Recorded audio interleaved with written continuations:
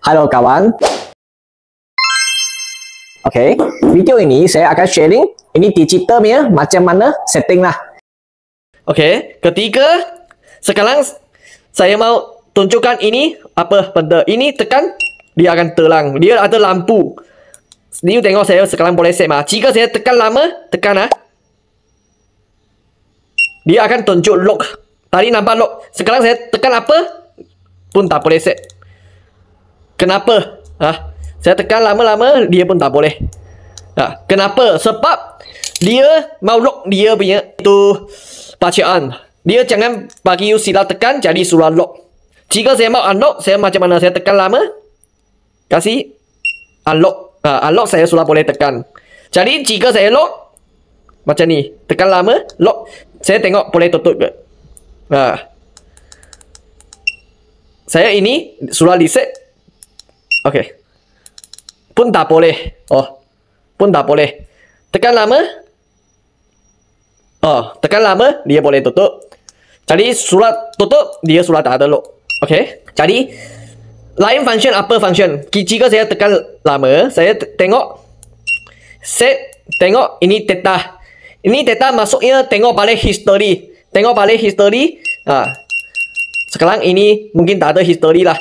Tapi ini data untuk tengok balik history lah.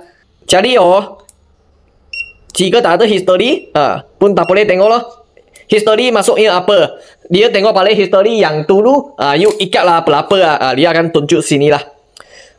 Ini kill itu data lah. Kenapa nak kill? Sebab kadang-kadang jika saya mission ini sudah habis, saya kena kill kan, nanti saya baru tak akan silap faham. Saya dapat ini.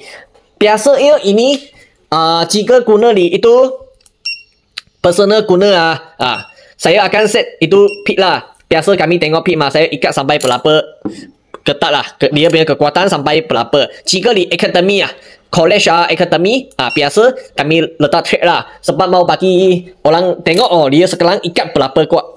Dan jika you guna di college academy, mereka pun perlu tengok data loh. Perlu tengok data, tengok saya ikat berapa kuat. Dan jika tukar orang, tukar lain orang, jika sekarang saya tukar lain orang guna. Jadi saya clear itu data dulu, dia baru ikat. Dia boleh tengok balik history lah. Jadi dia function semua macam ni lah. Sekarang saya tengok ini. Saya tengok ini ada history ke. Saya tekan ini. Tekan data, saya tekan. Ini dia pun tak ada. Jadi sekarang tak ada mah.